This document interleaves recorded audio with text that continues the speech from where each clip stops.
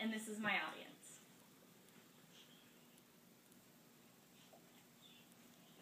Okay, go. Everyone has a hero, someone they idolize and look up to. It may be an athlete, a parent, or an activist. It may be an ordinary person or someone extraordinary. A hero could be a teacher, religious leader, or a great historical figure. Today, I'm going to tell you the story of my hero, a woman who helped shape American history and the lives of women everywhere, a woman by the name of Alice Paul.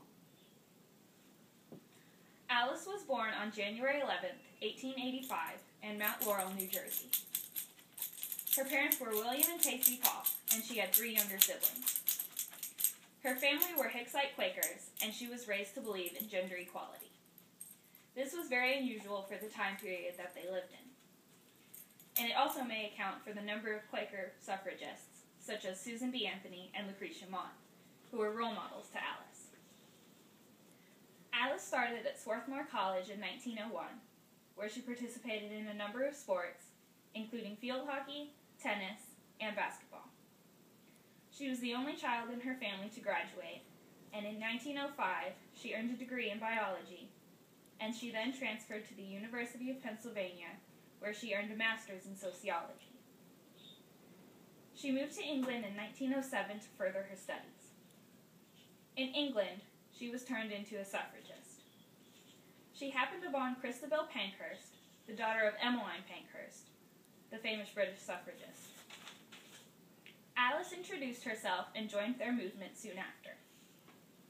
The Pankhursts believed in visible and direct tactics to procure suffrage, including vandalism.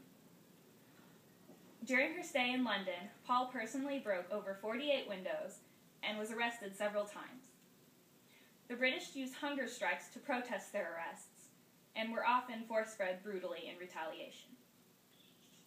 Paul thought that they had found the key to winning suffrage, and she used these methods again in the United States. She returned home in 1910, and she joined NASA, the National American Women's Suffrage Association. She was appointed head of the Congressional Committee, whose goal it was to procure a federal amendment for suffrage. In 1912, she moved to D.C. with Lucy Burns to organize for suffrage. On March 3rd, the day of President Wilson's inauguration, they held a parade to raise awareness for their cause. The parade did not go as planned, and the mob attacked with insults and physical violence, while police stood by and watched. The goal was realized, however, as headlines were made. Carrie Chapman Catt, the president of NASA, was not happy. She favored a quiet approach, while Alice favored the British tactics.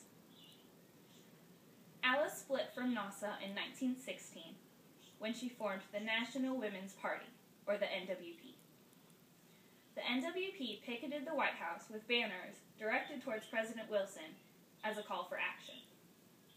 This was originally a non-issue, but when World War I started in 1917, people were outraged to see them picketing a wartime president. They were attacked several times by the mobs. This is when the arrests started. They were arrested on the trumped-up charge of obstructing traffic, and they were sent to the Occoquan workhouse in Virginia when they refused to pay the fines.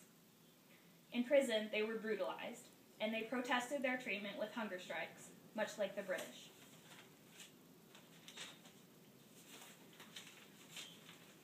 When the public heard about their brutality in prison, they were outraged.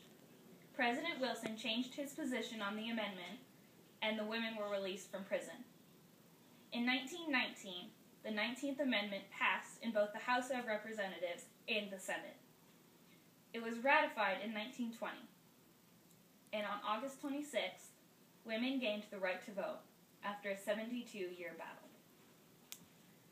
Alice went on to found the World Women's Party, earned 3 law degrees, and she added a sexual discrimination clause to the Civil Rights Act. Alice never married and continued to work for women's equality until the day she died on July 9th, 1977. Without her, women may still be denied the right to vote. Her legacy continues in the Alice Paul Institute, which continues to raise awareness and work for the rights of women everywhere.